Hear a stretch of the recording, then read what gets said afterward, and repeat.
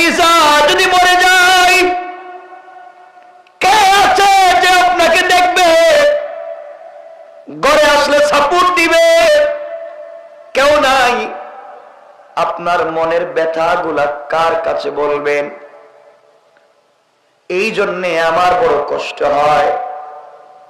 দিনের দাওয়াত মানুষ কত কথা বলে, ঘরে আসলে খুশি হয়ে যান। আমিও চেষ্টা করি আপনাকে খুশি রাখবা, না জানি মরে যাব কে আপনাকে দেখে রাখবে।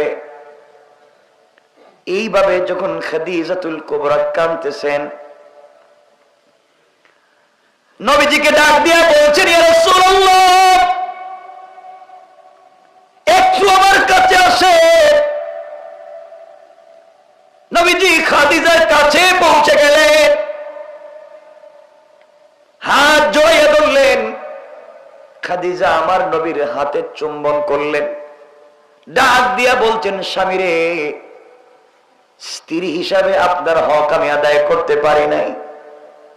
অনেক ভুল হয়েছে, অপরাধ হয়েছে, অন্যায় হয়েছে। ইন্তেকালের আগে আপনাকে বলছি, আপনি আমাকে ক্ষমা করে দিবেন। আমার নবীজি কপালে চুম্বন করে ডাক দিয়া বলছেন, খাদিজা, তোমাকে স্ত্রী হিসাবে পাওয়ার পরে আমি নবীজি সব ভুলে গিয়েছি। বাবা নাই, আমার মাও নাই, আমার ভাই নাই, আমার বোন নাই, দুনিয়ার জমিনে আমার কেউ নাই। সব কষ্ট ভুলে গিয়েছি। যখন ঘরে আসতাম তোমাকে দেখতাম, আদর ভালোবাসা আর যত্নে যখন তুমি আমাকে বেষ্টনার আবদ্ধ করে ফেলতে, আমি সব কষ্ট ভুলে গিয়েছি। আমি স্বামী হিসাবে তোমার হক ঠিক মতো আদায় করতে পারিনি। তুমি ছিলা মক্কার সব থেকে বড় শিল্পপতি নারী, তুমি ছিলে এই মদিনার সব থেকে বড় ধনাঢ্য নারী। তোমার ব্যবসায় মক্কার মানুষ টাকা দিয়ে ব্যবসা করত। আমি তোমাকে বিয়ে করার পরে, আমার ঘরে আসার পরে সবগুলো সম্পত্তি ইসলামের জন্য ব্যয় করেছ।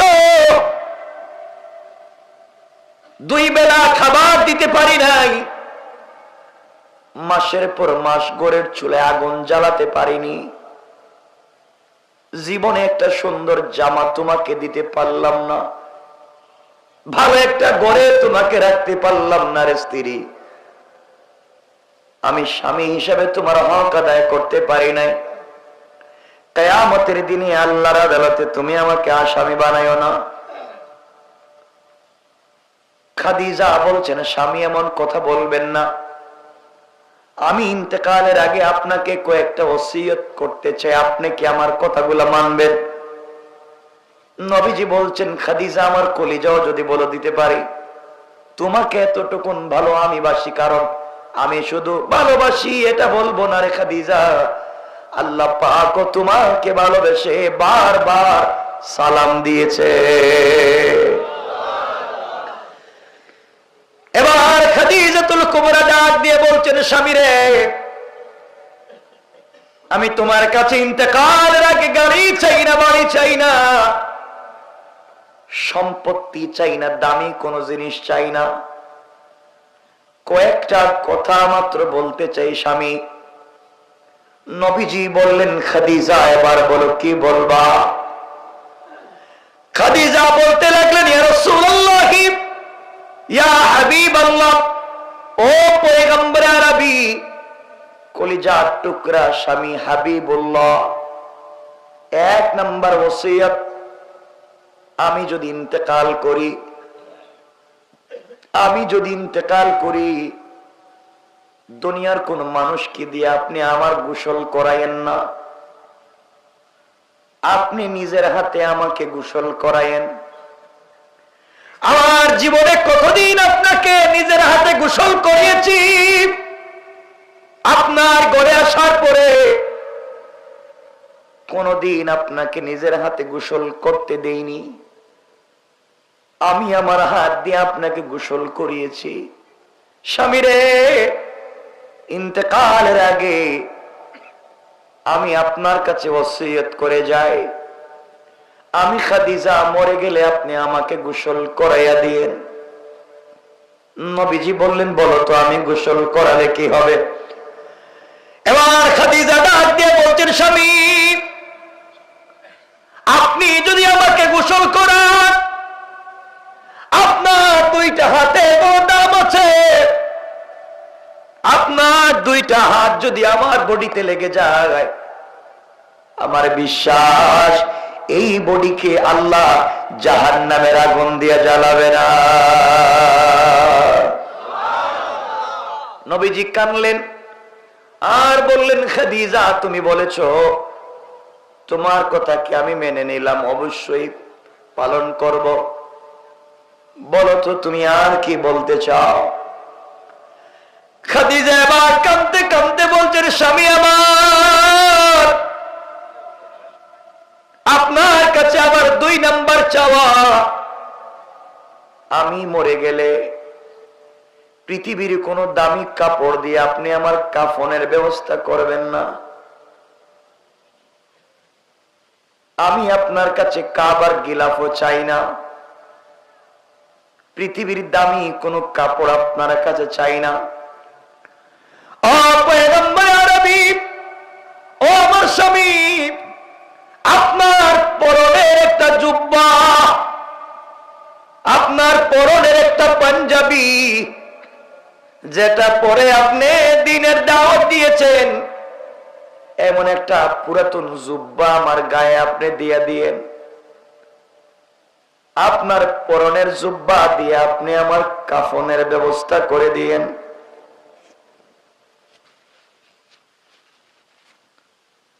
নবীজি এবার বললেন, খাদিজা বলো তো আমার কাপড় দিলে কি হবে? খাদিজা ডাক দিয়া বলছেন, স্বামী রে, আপনার কাপড়ের অনেক দাম, আপনার বডিতে যে জুব্বা লেগেছে তার তো অনেক দাম হয়ে গিয়েছে, আপনার কাপড় দিয়ে যদি আমাকে কাফন পরাইয়া দেন, আমার বিশ্বাস ফেরেশতারা এই কাপড়ে আঘাত করবে না। এবার নবীজি বললেন, খাদিজা মেনে নিলাম, আর কি চাও? এবার খাদিজা বললেন, স্বামী আমার,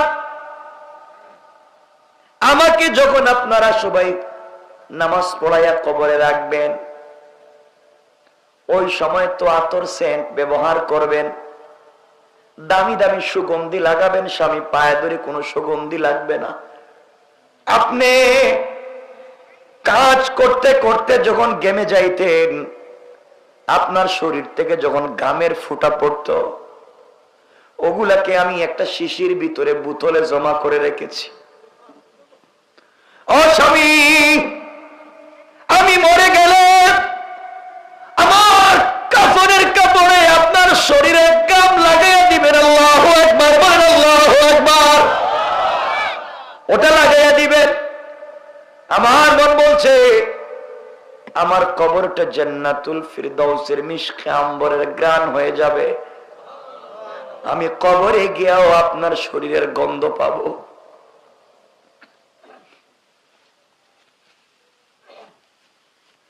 ও স্বামী, দুনিয়ার জমিনে আপনার কাছে আমি আর কিছুই চাই না। নবীজি বললেন, খাদিজা এত ভালোবাসো বুঝিনি। এবার খাদিজা বলছেন, স্বামী আমার আরো কথা বাকি আছে, কি বলতে চাও? খাদিজা বলছেন, স্বামী আমার জানাজার ইমামতি অন্য কোন সাহাবীকে দিয়ে করায়েন না, আমার জানাজার ইমামতি আপনি নিজে ইমামতি করবেন। নবীজি বললেন, কেন খাদিজা আমাকে বলো। খাদিজা বলছেন, স্বামী আমার, আপনি যখন আমার লাশের সামনে দাঁড়াইয়া আমার জানাজার ইমামতি করবেন, তখন খাদিজার সঙ্গে কাটানো অনেক স্মৃতি আপনার মনে পড়বে। আমার কোন স্মৃতি মনে পড়ে আপনি যদি চোখ থেকে পানি ছেড়ে দেন, আমার বিশ্বাস আপনার ওই এক ফোঁটা চোখের পানির কারণে আল্লাহ জাহান্নাম হারাম করে দিবে।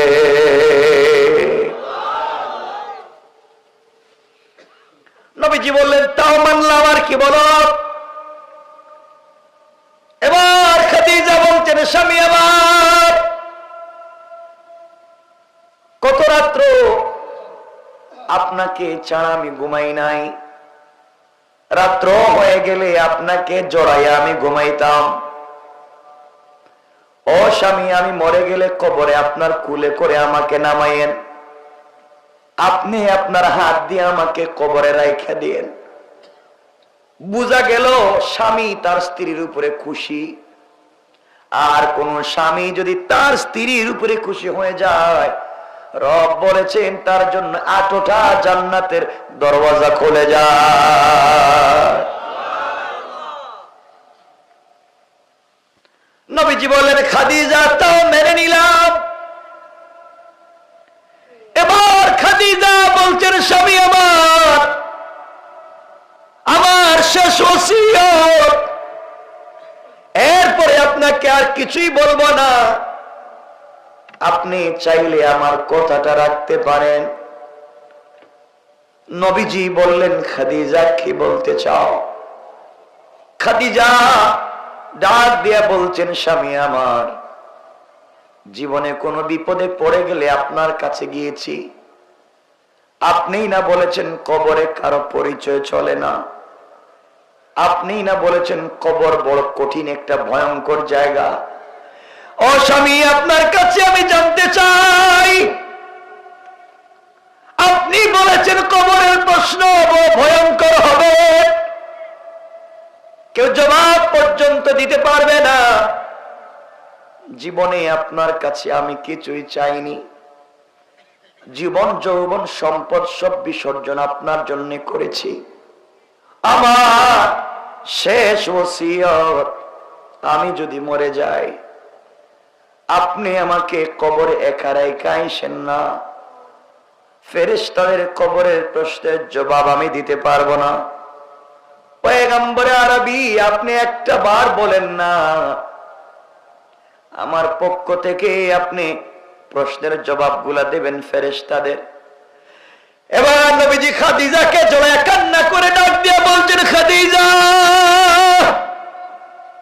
কথা দিলাম, কথা দিলাম, আমার জন্য তুমি জীবনে যা করেছো,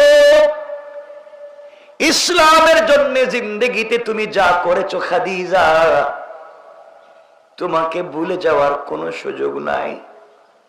কথা দিলাম, তোমাকে কবরে একা রেখে আমি আসব না, অবশ্যই কবরের পাড়ে বসে তোমার প্রশ্নের জবাব দিব। চিন্তা করেন কেমন স্বামী, কেমন স্ত্রী, কেমন ভালোবাসা। লম্বা কথা শেষ করে দিতে চাই। এক পর্যায়ে মা খাদিজাতুল কুবরা ইন্তেকাল করেছেন। নবীজি নিজের হাতে গোসল করালেন, নবীজি নিজের হাতে কাফন পরালেন, নিজের গাম থেকে মিশকে আম্বর লাগাইয়া দিলেন। হযরতে খাদিজাতুল কুবরা নিজে, হযরত রাসূল পাক নিজে জানাজার ইমামতি করলেন, নিজের হাতে কবরে রেখে দিলেন। মাটি দিয়া যখন সবাই চলে যাচ্ছে, নবীজি খাদিজার কবরের পাশে বৈশা বৈশা কাঁদতেছে। সাহাবায়ে কেরাম কাঁদছেন। ইয়া রাসূলুল্লাহ, আপনি ভেঙ্গে পড়ে যাবেন না, চলেন না আমাদের সঙ্গে, আপনি এখানে বসে কষ্ট করবেন কেন? নবীজি বললেন, যাও রে, তোমরা যাও, আমি আমার খাদিজার সঙ্গে কথা দিয়েছি, তার প্রশ্নের জবাব দেব। কেমন স্বামী স্ত্রীকে কবরে শুয়ে যায় না, কবরে শুয়ে আল্লাহ দিকে হাত উঠিয়ে ডাক দিয়ে বলছেন, আল্লাহ, এক এক করে সবাইকে নিয়েছো, আমি একা হয়ে গিয়েছি। নবীজি কান্দেন, কিন্তু যায় না। দীর্ঘক্ষণ পরে জিবরিল আমিন এসে সালাম দিয়েছেন, জিবরাইল সালাম দিয়ে বলছেন, ইয়া রাসূলুল্লাহ, ইয়া হাবিবাল্লাহ, আপনি এখানে কি করেন? নবীজি বলছেন, ও জিবরাইল, আমি কবর থেকে যাব না, খাদিজার প্রশ্নের জবাব না দেওয়া পর্যন্ত যেতে চাই না। জিবরাইল বলছেন, ইয়া রাসূলুল্লাহ, আপনি কবরের পাশে অথবা কবরে বসে থাকবেন, কোন ফেরেশতারা খাদিজাকে প্রশ্ন করতে পারবে না। কোন ফেরেশতা খাদিজাকে প্রশ্ন করতে আসতে পারে না। আওয়াজ হয়েছে, জিবরাইল, আমার বন্ধুকে জানাইয়া দাও, খাদিজার কবরের পাশে বসে কষ্ট করবার দরকার নাই, খাদিজার প্রশ্নের জবাবের জন্য কষ্টের দরকার নাই। আমি আল্লাহ আরশে আজিম থেকে খাদিজার প্রশ্নের জবাবের জিম্মাদার হয়ে গেলাম। আল্লাহু আকবার বলে। কেমন পরিবার, কেমন স্বামী স্ত্রী, কেমন ভালোবাসা ছিল তাদের মধ্যে। দিন শেষে আমি ওটাই বুঝাতে চাই, জান্নাত এত সহজ না, এত সহজ না। জান্নাতে যেতে হলে সর্বপ্রথম যেই কাজ করা লাগবে, ওই কাজ হলো নিজের ঘরকে পরিপাটি করা লাগবে। দুনিয়ার মানুষ আপনাকে বাহবা দিলে কাজ হবে না। যদি স্ত্রী আপনাকে খারাপ ভাবে, স্ত্রী সারাদিন তাহাজ্জুদ পড়লে কাজ হবে না। যদি মূল কারণে স্বামী আপনার থেকে কষ্ট পায়,